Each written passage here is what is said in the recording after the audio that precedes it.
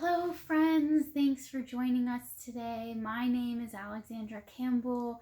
I'm the Executive Director of the Reston Historic Trust and Museum, and today we have a wonderful story time for you. We're going to be reading The First Forest, written by John Guile and illustrated by Tom Heflin. This book comes from Reston's used bookshop, our neighbor at Lake Ann Plaza, and we're so glad that they're letting us borrow this book today. All of our story times are going to have books that are either about Reston or relate to one of Reston's founding principles. In our book today, The First Forest relates to Reston's founding principle that nature would be fostered.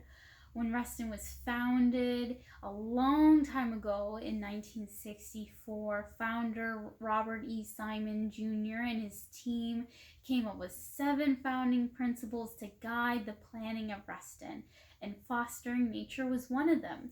So today, when we're walking on one of the trails in Reston has over 55 miles of trails, and when we're walking them, we can see an abundance of trees and flowers. Reston also has 4 lakes, and that's all because of the planning that went on when Reston was first founded. So let's get started. The First Forest.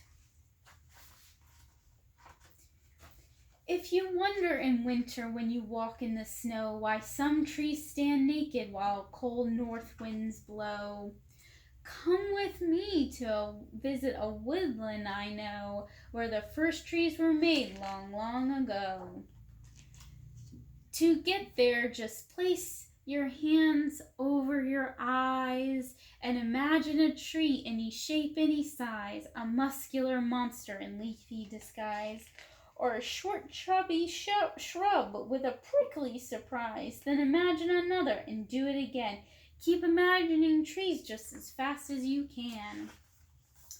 Before long you'll arrive, if you follow my plan, in the first forest where all the tree making began. How beautiful.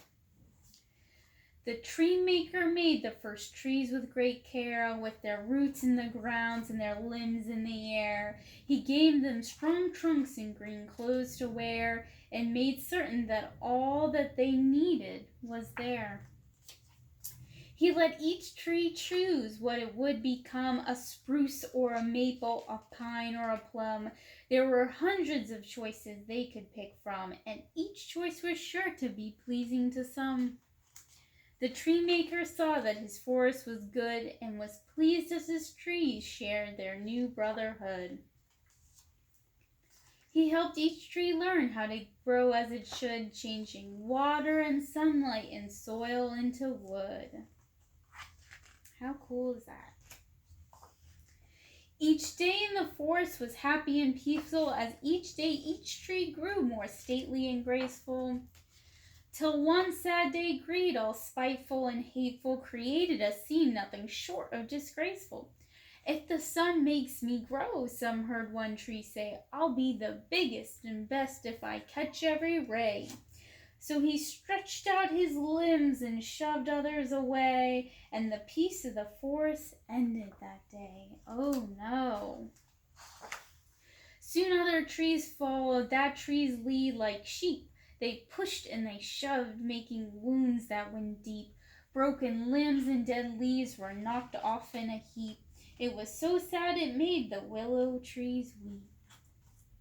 When the tree maker came to his forest that night, his beautiful trees were an ugly sight. They were twisted and bare and shaking with fright, except for a few that stayed out of the fight. The sight of the mess made the tree maker mad, but the plight of his trees made the tree maker sad. His heart broken too, he felt so bad when he thought of the beauty his trees once had.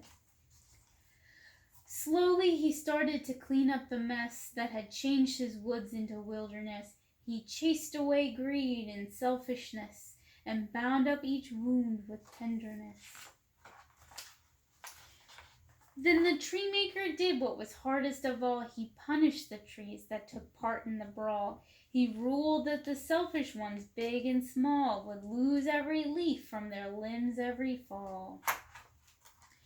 He rewarded the trees that stayed calm and serene, while others were being selfish and mean, with a promise that they would remain evergreen through summer and winter and seasons between. That's why in the winter, when you walk in the snow, some trees stand stark naked while cold north winds blow. But each spring, just like now, the tree maker lets his love show when he gives back their beauty and makes new leaves grow. The end. Thanks for joining us today.